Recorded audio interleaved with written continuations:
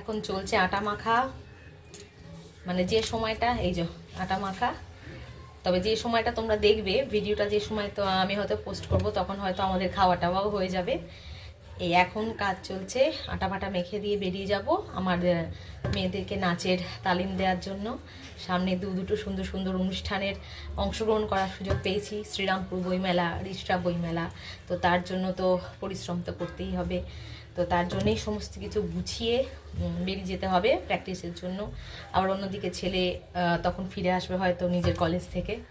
সেই সকালবেলা সে বেরিয়েছে, আর আসবে হয়তো 7টা সাড়ে 7টার সময় ঢুকবে।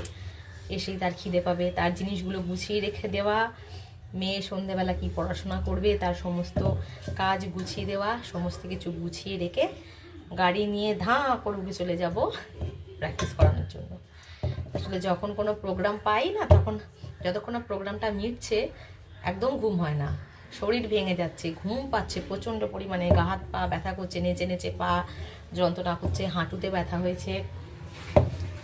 যতক্ষণ অনুষ্ঠানটা হচ্ছে কোনো রকমভাবেই থেমে যাওয়া চলবে না।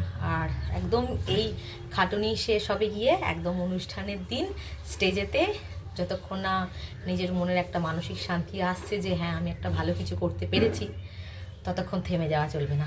খাটতে থাকো, খাটতেই থাকো।